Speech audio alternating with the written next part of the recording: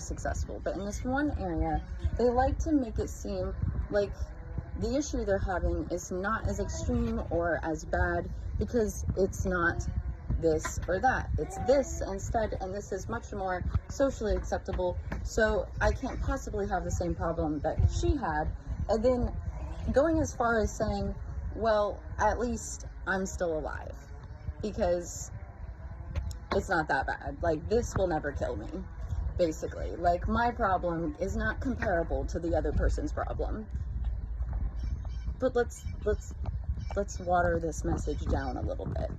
It is also giving the energy of someone who,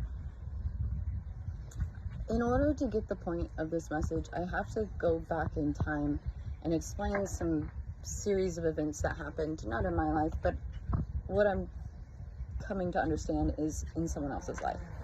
And that would be two people who need a safe place to do their drugs. Safe consumption site, so to speak. And this person said, sure. And they said sure quite a few times. Eventually they said no, I'm not going to enable this behavior. But then eventually they said sure, why not?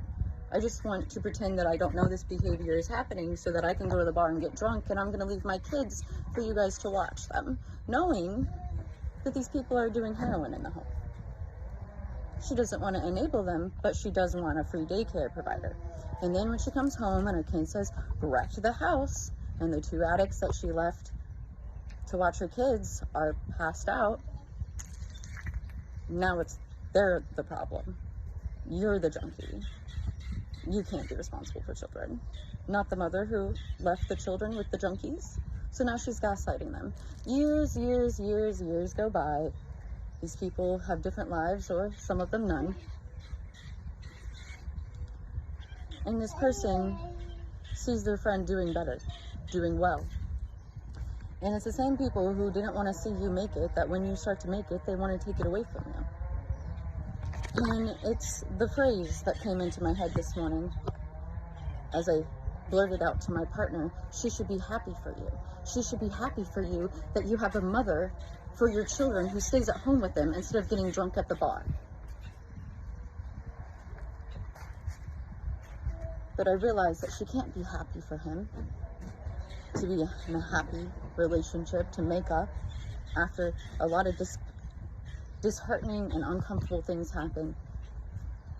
She can't be happy because that would mean that she would have to surrender, accept. So instead she has to talk down about someone and say, well, she's always at the house. She never does anything. She doesn't ever do anything. Says the one who's doing way too much and should probably be at her house more with her kids. And so you see, it's this, if someone isn't living the lifestyle that you're living, you're not going to approve of the lifestyle you're living if it doesn't align with theirs. And if your lifestyle somehow differs, they're going to find a way to point out how your lifestyle is worse than theirs. But how so? How so? It's just different lifestyles. I don't think one is better or worse. But when you refuse to take accountability, and here's the part where it gets frustrating. So we can come into the house, not me, not me I'm speaking of, but so a group of people can come into your house and they can do drugs, but it's only okay if you're watching your kids for you. Okay. And it's the same person 10 years later that's going to have a problem with me, who says, I think we should hang out at the house, and I don't want to go to the bar, and I don't have anybody to watch my kids, and I'd rather just hang out with myself and my children in my home. But now I'm being hated on because she doesn't want to go out. No, I want to spend time with my kids. I'd rather spend time with my kids than go out. But that's a lot for someone to understand when the life they lived 10 years ago, well, it's not so different from now. It's just that their kids are older and they can leave and they don't need to find some junkies to watch their kids for free anymore. And it's those some junkies that they want to still be friends with later when they're not the junkie anymore, right? Oh, you're doing so much better for yourself. I want to be your friend again. But think back about those times when they used you and they weren't trying to get you off drugs. They were using your desperation to find a place to be on the drugs.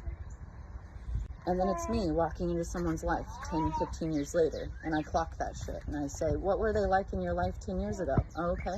And now they want to high-five you and say congratulations on your new life, but then be unaccepting of the new partner you have. Who's making the right choices for the family?